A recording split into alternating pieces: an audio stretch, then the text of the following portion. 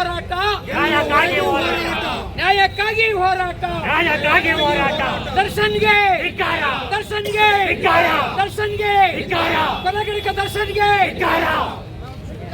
ಅವರಿಗೆ ಕಠಿಣ ಶಿಕ್ಷೆ ಆಗಬೇಕು. ದಯಮಾಡಿ ಸ್ವಲ್ಪ ಜಾಗ ಬಿಡಿ ಸರ್. ಮುಂದೆ ಸರ್ ಆಟೋಗೆ ಜಾಗ ಬಿಡಿ ಪ್ಲೀಸ್. ಲಾಂಗ್ ಶಾಟ್ ಸರ್ ಆಟೋಗೆ ಜಾಗ ಬಿಡಿ. ನಿಧಾನ ಬನ್ನಿ. ಕೊಲೆ ಮಾಡಿದವರಿಗೆ ಸರ್ ಆಟೋ ಜಾಗ ಬಿಡಿ. ಕೊಲೆ ಮಾಡಿದವರಿಗೆ ಕಠಿಣ ಶಿಕ್ಷೆ ಆಗ್ಬೇಕು. ಕಠಿಣ ಶಿಕ್ಷೆ ಆಗ್ಬೇಕು. ಸರ್ಕಲ್ನಲ್ಲಿ ಮಾನವ ಸರಪಳಿ ಸರ್ಕಲ್ನಲ್ಲಿ ಮಾನವ ಸರಪಳಿಯ ಕಾರ್ಯಕ್ರಮವನ್ನ ಈಗ ಹಾಕೊಳ್ಳಲಾಗಿದೆ.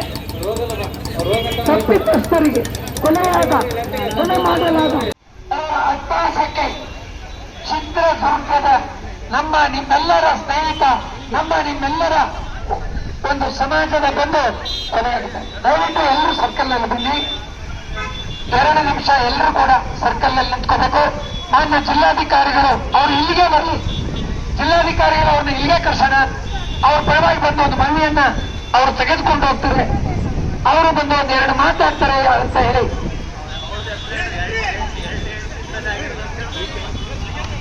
ದರ್ಶನ್ ಡಿ ಗ್ಯಾಂಗ್ ಕೊಲೆಗೆ ಕಾರಣರಾಗಿರ್ತಕ್ಕಂಥ ಆ ಗ್ಯಾಂಗಿನಲ್ಲಿ ಇರ್ತಕ್ಕಂಥ ಎಲ್ಲರೂ ಕೂಡ ಅರೆಸ್ಟ್ ಆಗಿದ್ದಾರೆ. ಅವರಿಗೆ ಕಠಿಣ ಶಿಕ್ಷೆ ಆಗ್ಬೇಕು. ಕಠಿಣ ಯಾವುದೇ ಕಾರಣ ಜಾಮೀನು ಅವರಿಗೆ ಸಿಗಬಾರ್ದು. ದಯವಿಟ್ಟು ಎಲ್ಲರೂ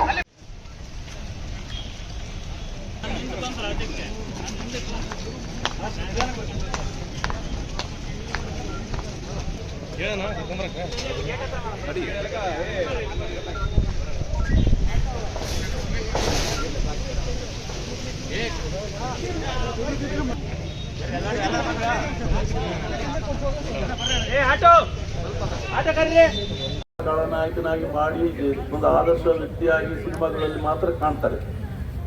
ಅದು ನಿಜ ಜೀವನದಲ್ಲಿ ಇವತ್ತು ಪತ್ರಿಕೆಗಳಲ್ಲಿ ಬಂದಿರತಕ್ಕಂಥ ಒಂದು 7-8 ಇನ್ಸಿಡೆಂಟ್ ನಲ್ಲಿ ಅವ್ರು ಮಾಡಿರ್ತಕ್ಕಂಥ ಕೆಲಸಗಳನ್ನ ಗಮನಿಸಿದರೆ ನಿಜವಾಗಲೂ ಕೂಡ ಅವರು ಒಬ್ಬ ಭಿನ್ನವಾದಂತ ವ್ಯಕ್ತಿ. ಇವತ್ತು ಚಿತ್ರದುರ್ಗದಲ್ಲಿ ಬೆಳಿಗ್ಗೆ ನಮ್ಮ ಟಿವಿಯವರು ಅವ್ರ ತಂದೆ ಮತ್ತು ಅವ್ರ ತಾಯಿಯವರನ್ನ ಟಿವಿ ಮುಖಾಂತರ ಸಂದರ್ಶನ ಮಾಡಿದಾಗ ಆ ತಂದೆ ತಾಯಿಗಳು ಮುಪ್ಪಿನ ಕಾಲದಲ್ಲಿ ಆಗಿರ್ತಕ್ಕಂಥ ನೋವನ್ನ ಎಕ್ಸ್ಪ್ಲೇನ್ ಮಾಡ್ಬೇಕಾದ್ರೆ ಎಂತರಿಗೂ ಕಣ್ಣೀರು ಬರ್ತಕ್ಕಂಥ ಇವತ್ತು ದೃಶ್ಯವನ್ನು ನಾವು ಟಿವಿಯಲ್ಲಿ ನೋಡಿದ್ದೇವೆ. ಜೊತೆಗೆ ಕಳೆದ 1 ವರ್ಷದ ಕೆಳಗೆ ಮದುವೆಯಾಗಿ ಆ ಮಗು ಏನು ಇನ್ನು ಪ್ರಪಂಚಕ್ಕೆ ಬಂದಿಲ್ಲ, ಬರುವ ವರ್ಷದಲ್ಲೇ ಅವರು ಕೊಲೆಯಾಗಿರ್ತಕ್ಕಂಥದ್ದು. ಆ ಮಗುವಿನ ಹೆಣ್ಣಿನ ಯಾರು ಅವರ ಶ್ರೀಮತಿ ಇದ್ದಾರಲ್ಲ, ನಿಜವಾಗಲೂ ಕೂಡ ಇದು ನೆನೆಸ್ಕೊಳ್ಳೋಕ್ಕೆ ಸಾಧ್ಯ ಇರುವಂತ ಕೃತ್ಯವನ್ನ ದರ್ಶನ್ ಅವರು ಮಾಡಿರ್ತಕ್ಕಂಥದ್ದು. ಈಗ ಕಳೆದ 4 ದಿನದಿಂದ ರಾಜ್ಯದಲ್ಲಿ ವಿಚಾರಗಳಲ್ಲಿ ರಾಜ್ಯ ಸರ್ಕಾರ ಬಹಳ ವಿಫಲವಾಗಿ ನಡ್ಕೊಳ್ತಾ ಇರ್ತಕ್ಕಂಥದ್ದು ನಾವು ನೋಡಿದ್ದೇವೆ. ಹುಬ್ಬಳ್ಳಿ ಇರ್ಬೋದು, ಅಲ್ಲಾಗಿರ್ತಕ್ಕಂಥದ್ದು, ಇಲ್ಲಾಗಿರ್ತಕ್ಕಂಥದ್ದು. ಅದರಿಂದ ಏವನ್ನಾಗಿ ಮಾಡಿರ್ತಕ್ಕಂಥ ದರ್ಶನವನ್ನ ಇವತ್ತು ಏವೆಟ್ಟು ಅಂತ ತೋರಿಸ್ತಾ ಇರ್ತಾರೆ. ಈಗಾಗಲೇ ನಮ್ಮ ನವೀನ್ ಮಾತಾಡಿದಾಗಲೇ ಅವರು ಕಳೆದ ಮೊನ್ನೆ ಚುನಾವಣೆಯಲ್ಲಿ ಕಾಂಗ್ರೆಸ್ ಅಭ್ಯರ್ಥಿಯ ಪರವಾಗಿ ಮಂಡ್ಯದಲ್ಲಿ ಕ್ಯಾನ್ವಸ್ ಮಾಡಿರ್ತಕ್ಕಂಥದ್ದು ಮತ್ತು ಬಹಳ ಉನ್ನತ ಸ್ಥಾನದಲ್ಲಿರ್ತಕ್ಕಂಥ ರಾಜ್ಯದ ಸಂಪುಟದ ಸಚಿವರು ಅವರ ಜೊತೆಯಲ್ಲಿ ಸ್ನೇಹ ಇರ್ತಕ್ಕಂಥದ್ದು ನಮಗೆಲ್ಲ ಗೊತ್ತಿರ್ತಕ್ಕಂಥ ವಿಚಾರ. ಆದ್ರಿಂದ ಪರಮೇಶ್ವರ್ ಅವರು ಒಂದು ಸ್ಟೇಟ್ಮೆಂಟ್ ಕೊಟ್ಟಿರ್ತಕ್ಕಂಥದ್ದು ದರ್ಶನ್ ಪಾತ್ರ ಏನಿದೆ ಅಂತ ನಾನು ಎನ್ಕ್ವೈರಿ ಮುಖಾಂತರ ತಿಳ್ಕೊಳ್ತೀನಿ ಅಂತ ಹೇಳಿದರೆ, ನಮ್ಮ ಪರಮೇಶ್ವರ್ ಅವರು ಯಾವಾಗಲೂ ಕೂಡ ಇದೇ ತರ ಹೇಳ್ತಕ್ಕಂಥ ಒಂದು ಪ್ರವೃತ್ತಿಯಲ್ಲಿ ಅವ್ರು ಬಂದಿದ್ದಾರೆ ಹೋಮ್ ಮಿನಿಸ್ಟ್ರು. ನಾನು ಹೇಳ್ತಕ್ಕಂಥದ್ದು ಅವ್ರಿಗೆ ಇವತ್ತು ನಮ್ಮ ಭಾರತದ ಈ ನೆಲದಲ್ಲಿ ಕಾನೂನು ಪ್ರಕಾರ ಅತ್ಯಂತ ಕಠಿಣವಾದ ಶಿಕ್ಷೆ ಏನಿದೆ ಆ ಶಿಕ್ಷೆಯನ್ನ ನಮ್ಮ ದರ್ಶನ್ ಅವರಿಗೆ ಕೊಡಲೇಬೇಕಾದಂತ ಅನಿವಾರ್ಯತೆ ಬಂದಿರ್ತಕ್ಕಂಥ. ಜೊತೆಗೆ ಏನು ನಮ್ಮ ಮೃತಪಟ್ಟಿರ್ತಕ್ಕಂಥ ಯುವಕ ಅದೇ ದರ್ಶನ್ ಅವರಿಗೆ ಅವರ ಸಂಘದ ಒಬ್ಬ ಸದಸ್ಯರಾಗಿ ಕೆಲಸ ಮಾಡಿರ್ತಕ್ಕಂಥವ್ರು, ಅಭಿಮಾನಿ ಅವರ ಆಮೇಲೆ ಆ ಕೃತ್ಯವನ್ನ ವಾಟ್ಸಪ್ನಲ್ಲೋ ಏನೊಂದು ಆಗಿರ್ತಕ್ಕಂಥ ವಿಚಾರವನ್ನ ಅವ್ರ ಮನೆಗೆ ಹಿರಿಯರಿಂದ ಗಮನಕ್ಕೆ ತರೋದ್ರ ಮುಖಾಂತರನೋ ಅಥವಾ ಕಾನೂನಿನ ರೀತಿಯಲ್ಲಿ ಕಂಪ್ಲೇಂಟ್ ಕೊಟ್ಟು ಅದಕ್ಕೆ ಒಳ್ಳೆಯ ಶಿಕ್ಷೆ ಇದೆ, ಅದಕ್ಕೆ ತಿದ್ದುಪಡಿ ಅವನು ಕ್ಯಾರೆಕ್ಟರ್ ತಿದ್ದುಕೊಳ್ಳುವಂಥ ಅವಕಾಶನೂ ಇರ್ತಿತ್ತು. ಅದಕ್ಕೆ ಸರ್ಕಾರಕ್ಕೆ ಅದು ಪೊಲೀಸ್ ಇಲಾಖೆಗೆ ತಿಳಿಸಿ ಅವರಿಗೆ ಒಂದು ಸೂಕ್ಷ್ಮವಾದಂತಹ ಕಾನೂನು ರೀತಿಯಲ್ಲಿ ಕ್ರಮ ಜರುಗಿಸಬಹುದಾಗಿತ್ತು. ಆದರೆ ಕೊಲೆ ಮಾಡುವಷ್ಟು ಕೆಲಸವನ್ನ ಅವರೇ ನಿಂತು ಮಾಡಿರ್ತಕ್ಕಂಥದ್ದು ನಿಜವಾಗ್ಲೂ ಕೂಡ. ಆಮೇಲೆ ಮೇಲ್ನೋಟಕ್ಕೆ ಈಗ CBI ಎನ್ಕ್ವೈರಿ ಅಂತ ಅದು ಒಂದು ಮುಂದಿನ ದಿನಗಳಲ್ಲಿ ಬಂದೇ ಬರುತ್ತೆ. ಅಕಸ್ಮಾತ್ ನಮ್ಮ ರಾಜ್ಯ ಸರ್ಕಾರ ಅದನ್ನ ನೆಗ್ಲೆಕ್ಟ್ ಮಾಡಿದ್ರೆ ಮೇಲ್ನೋಟಿಗೆ ಇವತ್ತು ಡೈರೆಕ್ಟ್ ಆಗಿ ಸಿಕ್ಕಿಬಿದ್ದಿರ್ತಕ್ಕಂಥದ್ದು ನಮ್ಮೆಲ್ಲರಿಗೂ ನೋಡಿದ್ದೇವೆ, ಟಿವಿಯಲ್ಲಿ ನೋಡಿದ್ದೇವೆ. ಪೊಲೀಸ್ ಮಾಹಿತಿ ಕೊಟ್ಟಿದ್ದ ಪ್ರಕಾರ ಅವ್ರು ನೇರವಾಗಿ ಸಿಕ್ಕಿರ್ತಕ್ಕಂಥವ್ರು A1 ಅವರು. ಅದರಿಂದ ಅವರ ಜೀವನದಲ್ಲಿ ಪೂರ್ಣ ಪ್ರಮಾಣದ ಶಿಕ್ಷೆ ಏನಂದ್ರೆ 24 ವರ್ಷ 12 ವರ್ಷ ಜೀವಿತಾವಧಿ ಶಿಕ್ಷೆ ಏನಿರುತ್ತೆ ಅದನ್ನು ಕೊಟ್ಟು ಸರ್ಕಾರ ಒಂದು ಮನತನಕ್ಕೆ ನ್ಯಾಯ ಕೊಡುವಂತ ಕೆಲಸವನ್ನು ಮಾಡಬೇಕು ಅಂತ ಹೇಳಿ ನಾವಿಲ್ಲಿ ಸೇರ್ತಕ್ಕಂಥವರಲ್ಲೂ ಅದರ ಉಗ್ರ ಹೋರಾಟವನ್ನು ಮಾಡ್ತಾ ಇದ್ದೇವೆ. ಮುಂದಿನ ದಿನಗಳಲ್ಲಿ ಇದೇನಾದರೂ ಲೂಸ್ ಬಿಟ್ಟಿದ್ದೇ ಆದರೆ ಇಡೀ ರಾಜ್ಯದಲ್ಲಿ ಇದ್ರ ಬಗ್ಗೆ ಪ್ರತಿಭಟನೆಗಳು ಶುರುವಾಗ್ತವೆ ಅಂತ ಈ ಸಂದರ್ಭದಲ್ಲಿ ನಾನು ಹೇಳಕ್ಕೆ ಇಷ್ಟಪಡ್ತಾ ಇದ್ದೀನಿ. ಒಂದು ಏನು ಕೊಲೆ ಆಗಿರೋ ಅಂಥ ರೇಣುಸ್ವಾಮಿ ಆತ ಯಾವ ಕ್ರಿಮಿನಲ್ ಹಿನ್ನೆಲೆ ಇರೋಂಥ ವ್ಯಕ್ತಿ ಅಲ್ಲ, ಒಬ್ಬ ಸಾಮಾನ್ಯ ಯುವಕ. ತನ್ನ ದುಡಿಮೆ ಮೇಲೆ ತಾನಿದ್ದಂಥವನು, ತನ್ನ ಮನೆ ತನ್ನ ತಂದೆ ತಾಯಿ ಜೊತೆ ಇದ್ದಂಥವನು. ಒಂದು ಫಾರ್ಮಸಿಯಲ್ಲಿ ಒಬ್ಬ ಸಾಮಾನ್ಯ ನೌಕರ ಕೆಲಸ ಮಾಡ್ಕೊಂಡು ಆ ದುಡಿಮೆಯಲ್ಲಿ ಮನೆಯನ್ನು ನಡೆಸ್ತಾ ಇದ್ದಾನೆ. ಇವತ್ತು ಅಂಥವನನ್ನು ಬೆಂಗಳೂರಿಗೆ ಕರೆಸಿ ಅಲ್ಲಿ ಒಂದು ನಿರ್ಜನ ಪ್ರದೇಶದಲ್ಲಿ ಅವನನ್ನು ದಾರುಣವಾಗಿ ಚಿತ್ರಹಿಂಸೆ ಕೊಟ್ಟು ಕೊಲೆ ಮಾಡಿರೋಂಥದ್ದು ಇವತ್ತು ಇಡೀ ಚಿತ್ರದುರ್ಗ, ಇಡೀ ನಮ್ಮ ರಾಜ್ಯದ ನಾಗರಿಕ ಸಮಾಜ ಒಂದು ರೀತಿ ದಿಗ್ಭ್ರಾಂತರಾಗಿ ಭಯಭೀತರೊಳಗಾದಂಥ ಪರಿಸ್ಥಿತಿ ನಿರ್ಮಾಣ ಆಗಿದೆ. ಯಾಕಂದರೆ ಕೊಲೆ ಅನ್ನೋವಂಥದ್ದು ಏನು ತತ್ಕ್ಷಣಕ್ಕೆ ಮಾಡ್ಬೋದು ನಮ್ಮ ರಾಜ್ಯದಲ್ಲಿ ಅನ್ನೋವಂಥ ವಾತಾವರಣ ಇಡೀ ರಾಜ್ಯದಲ್ಲಿ ಸೃಷ್ಟಿಯಾಗಿದೆ. ಯಾವುದೇ ಭಯ ಇಲ್ಲ, ಕಾನೂನಿನ ಭಯ ಇಲ್ಲ, ಪೊಲೀಸರ ಭಯ ಇಲ್ಲ. ನಮ್ಮ ಮನಸೋ ಇಚ್ಛೆ ನಾವು ಬೇಕಾದನ್ನು ಮಾಡ್ಬೋದು ಅನ್ನೋಂಥದ್ದನ್ನು ದರ್ಶನ್ ಮತ್ತು ಆತನ ಸಹಚರರು ಈ ಕೊಲೆ ಮಾಡೋದ್ರ ಮೂಲಕ ಒಂದು ರೀತಿ ಕರ್ನಾಟಕ ರಾಜ್ಯದಲ್ಲಿ ಕಾನೂನು ಮತ್ತು ಸುವ್ಯವಸ್ಥೆ ಸಂಪೂರ್ಣವಾಗಿ ಹದಗೆಟ್ಟಿದೆ ಅನ್ನುವಂಥದ್ದು ನಮಗೆ ಈ ಕೊಲೆಯಿಂದ ಕಾಣ್ತಾ ಇದೆ.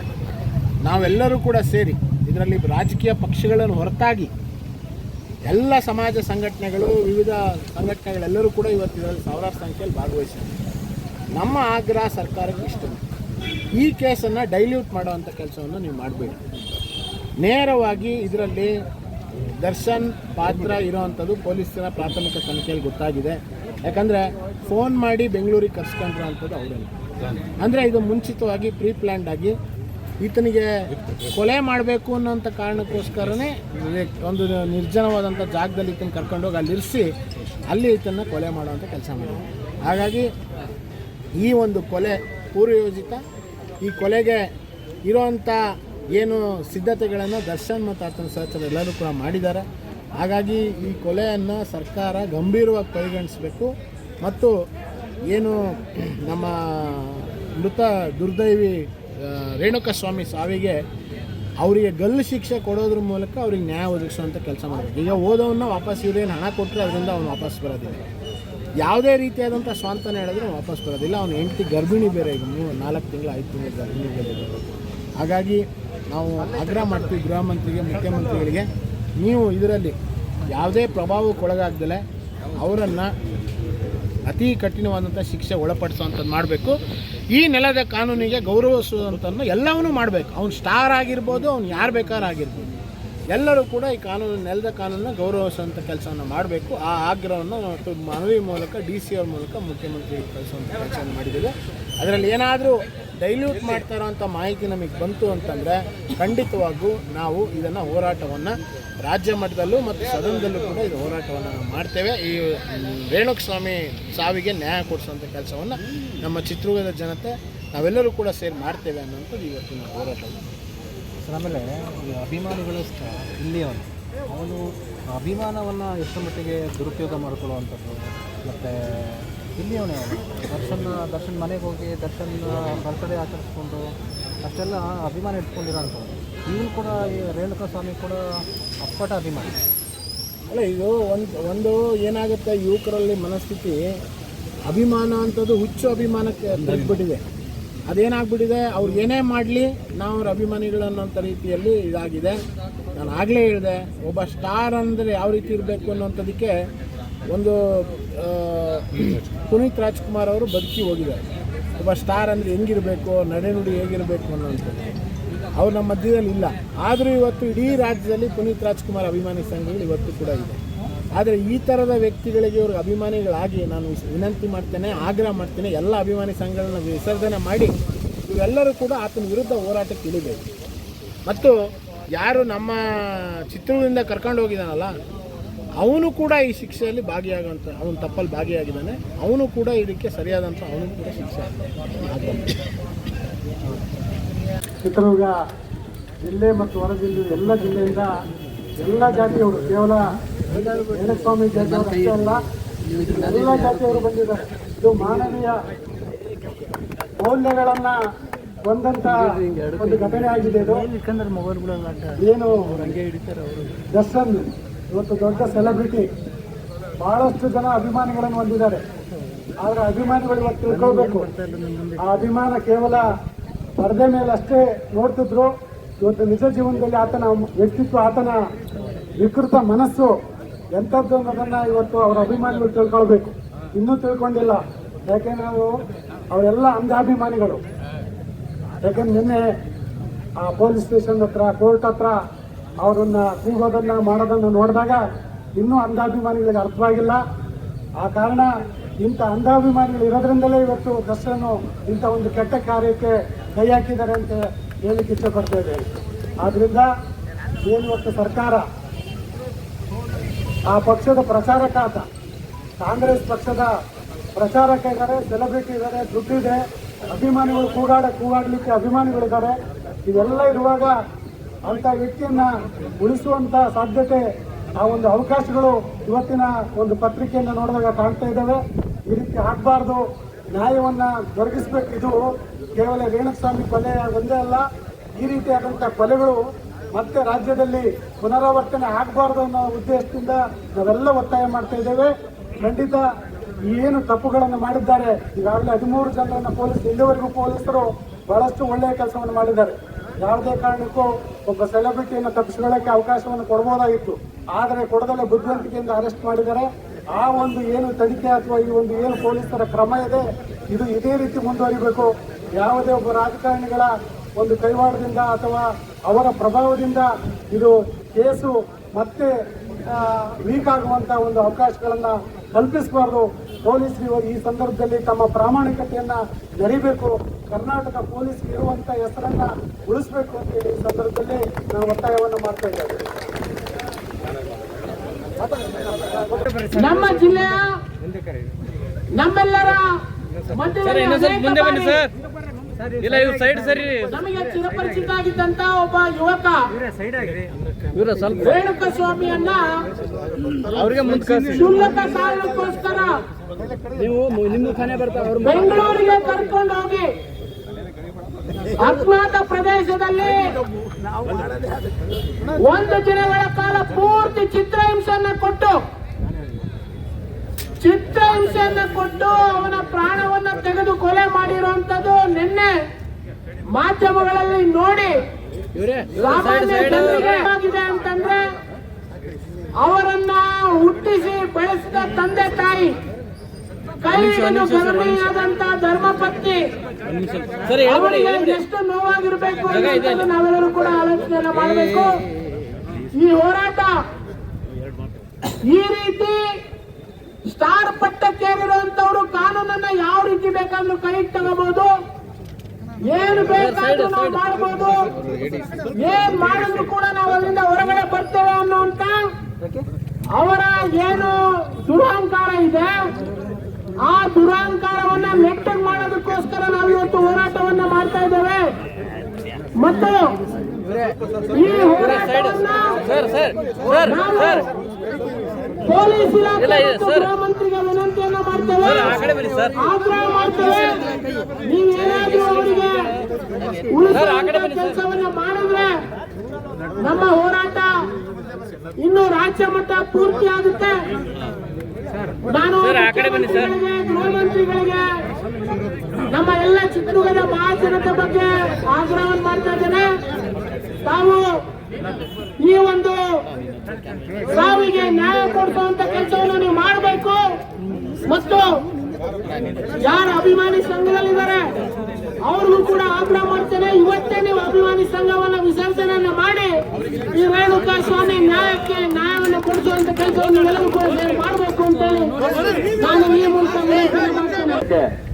ಎಲ್ಲಾ ಸಂಘಟನೆಯಿಂದಲೂ ಮತ್ತು ಎಲ್ಲಾ ಸಮುದಾಯದ ಜನ ಈ ಒಂದು ನಮ್ಮ ಜಂಗಮ ಸಮಾಜಕ್ಕೆ ಬಂದು ನಿಂತಿದ್ದಕ್ಕೆ ನಾನು ಅಭಿನಂದನೆಗಳನ್ನ ಸಲ್ಲಿಸ್ತೀನಿ ಎಲ್ಲರಿಗೂ. ಅದರ ಜೊತೆಗೆ ರೇಣುಕಾ ಸ್ವಾಮಿ ಅವರದು ಕುಟುಂಬ ಎಂತ ಕುಟುಂಬ ಅಂತ ಈ ಚಿತ್ರದುರ್ಗದ ನಾಗರಿಕರಿಗೆ ಗೊತ್ತು. ಆದ್ರೆ ಇಲ್ಲಿ ಅವರ ಹತ್ಯೆ ಆಗಿದೆ. ಆ ಹತ್ಯೆ ನಿಜಕ್ಕೂ ಅವಮಾನೀಯ ಹಾಗೂ ಕ್ರೂರವಾಗಿ ಮಾಡಿದ್ದಾರೆ.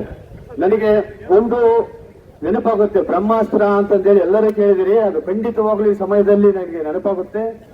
ಬ್ರಹ್ಮಾಸ್ತ್ರನ ಪಡಿಬೇಕಂದ್ರೆ ಅರ್ಜುನ, ಲಕ್ಷ್ಮಣ ಅವರೆಲ್ಲ ದೀರ್ಘ ತಪಸ್ಸು ಮಾಡಿ ಆ ಬ್ರಹ್ಮಾಸ್ತ್ರನ ಪಡೆದಿರ್ತಾರೆ. ಅದೇ ರೀತಿಯಾಗಿ ದರ್ಶನ್ ಅವರೇ, ನೀವು ಡಿ ಬಾಸ್ ಅನ್ನುವಂತ ಒಂದು ಪದವನ್ನು ತಗೊಂಡಿದ್ರಿ. ಆ ಒಂದು ಡಿ ಬಾಸ್ ಅನ್ನೋ ಪದ ಬ್ರಹ್ಮಾಸ್ತ್ರಕ್ಕೆ ಸಮಾನವಾಗಿತ್ತು. ಅದನ್ನ ತಗೊಂಡೋಗಿ ಬುದ್ಧಿ ಮೇಲೆ ಬಿಟ್ಟುಬಿಟ್ರಲ್ಲ. ಯಾವ ಧರ್ಮ? ಖಂಡಿತವಾಗ್ಲೂ ಬ್ರಹ್ಮ ಕೂಡ ನಿಮ್ಮನ್ನ ಕ್ಷಮಿಸಲಾರ. ರೇಣುಕಾ ಸ್ವಾಮಿ ಅವರ ಹತ್ಯೆಗೆ ನ್ಯಾಯ ಬೇಕಿದೆ. ಜಿಲ್ಲಾಧಿಕಾರಿಗಳೇ, ದಯಮಾಡಿ ಕೆಳಗಿಳಿದು ಬನ್ನಿ. ಇಲ್ಲಿ ಬಂದಿರತಕ್ಕಂಥವರ ಅಹವಾಲನ್ನು ಕೊಟ್ಟು ಇನ್ನು ಯಾರ್ಯಾರಿದ್ದಾರೋ ಅವ್ರನ್ನೆಲ್ಲ ಹೊರಗೆಳೆದು ಅವರಿಗೆ ಶಿಕ್ಷೆ ಆಗ್ತಕ್ಕಂಥ ಕೆಲಸವನ್ನು ಮಾಡಬೇಕಾಗಿದೆ. ಅದ್ರ ಜೊತೆಗೆ ಕರ್ನಾಟಕ ಪೊಲೀಸ್ಗೆ ನಿಜವಾಗ್ಲೂ ಕೂಡ ಈ ಸಮಯದಲ್ಲಿ ನಾವು ಬಹಳ ಅಭಿನಂದನೆಗಳು ಸಲ್ಲಿಸಬೇಕಾಗುತ್ತೆ. ಅದೇ ನಿತ್ಯ ಕರ್ನಾಟಕ ಪೊಲೀಸ್ ಮುಂದುವರಿಲಿ ಅಂತ ಇಲ್ಲೆಲ್ಲರ ಪರವಾಗಿ ಆಗ್ರಹ ಮಾಡಿಸ್ತಾ ನನ್ನ ಮಾತನ್ನು ಮುಗಿಸ್ತಾ